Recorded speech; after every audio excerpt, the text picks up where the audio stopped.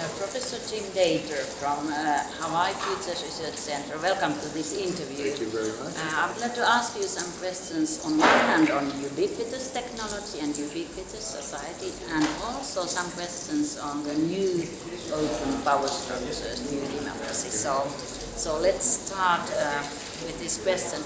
How would you name the societal phase after the building in so long in the information society, and now we are moving to another stage of societal development, and what would the main characteristics be? If we assume, in fact, that societies have moved from hunting and gathering to agricultural to industrial to information, if we assume we're continuing along that line, then the term that I use to describe the next society is a dream society of icons and aesthetic experience.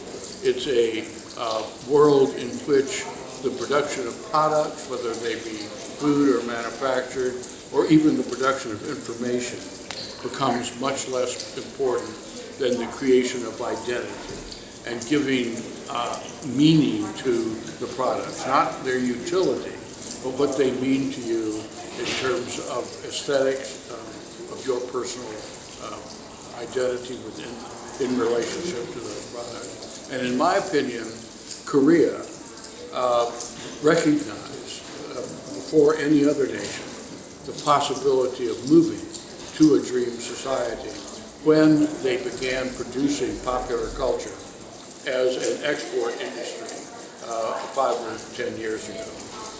And they were the first country, as far as I know, to make it part of their industrial policy to produce popular culture for consumption. Okay, so that's in line with what Rolf Jensen also it's very similar to what Rolf Dream Jensen. Society, and in as regarding the contents, it's like we talk about meaning society. Yes, that's what I understand. I think it's basically the same concept. Okay, then how about the next stage of the internet? What is the future of internet? We are talking about the web 3.0 and internet becoming some kind of organism, understanding you and interpreting things. Well, I think that actually the web 3.0 and in general the development of electronic communication technologies, and they're becoming ubiquitous and leading therefore to the concept of a ubiquitous society, plays in very much with the dream society, the technology that enables us to be freed from manual labor or even freed from producing content, substantive content, depends upon the existence of artificial intelligence, of smart machines, of technologies that respond to us and help us to achieve the meaning we want without our having to constantly be attentive and diligent in the work we do. So we are able to spend our time creating identity and enjoyment and aesthetic aspects instead of the labor aspects, whether they're physical or mental. And so it just, as long as the technology continues to improve, according to Moore's law, let's say, then I think we can assume a continuation of 3.0 and 4.0, moving, in my opinion, from electronics to biology. That the technology, the communication technologies beyond electronics lie in harvesting, understanding the way cells communicate and living things communicate, and harnessing that as part of the dream society. Yes, that will really open up huge possibilities. But on the other hand, could you name some surprising or really radical impacts that the internet could have on culture and society in the next following 20 years? One of the things that I have been looking on is, in fact, the impact of technology on individual behavior and the way in which, as we begin to behave differently by new technologies, we begin to think differently about who we are and who others are and what the environment is like. And for most of the industrial and some of the information society, the technologies were individualizing. The key example is the automobile. The automobile really produced individuality, yes, more than almost any other technology. Yes, and it represents personal freedom. It does yes, represent that. But beginning with the television and then with the network, the computer and so forth, we began to collectivize again. Marshall McLuhan referred to the global village as being the consequence of television. And the essence of a village is not individuality, but collectivity. And so I see us moving towards a new combination of individualism on the one hand and collectivism on the other. That to me is the startling development. We're not continuing to individualize, we're collectivizing without losing the individualism. Yes, you really have actually coined the new term of Indocollective and collectivity. What do you mean?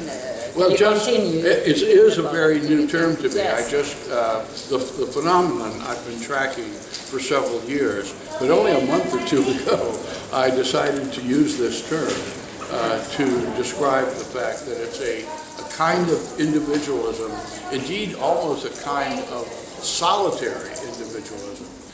A major aspect of the present and emerging future, assuming these trends continue, is the average family becomes a single individual with no parents, apparently, and no children, and no wife or husband, living alone in their own little room, and yet somehow connected to the entire world through electronic communication technologies on the one hand, and emerging artificial entities on the other.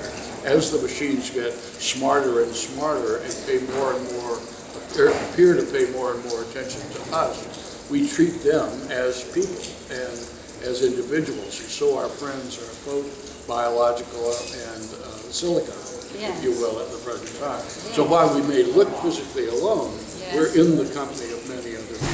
Yes, and that phenomenon appears, of course, also in work life more and more. And, yes.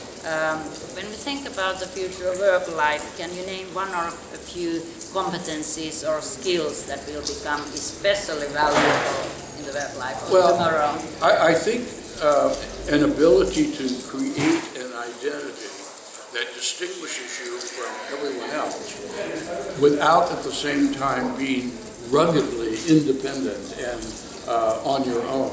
At the present time, especially in the United States, libertarianism, a kind of very rough, rugged individualism is very popular.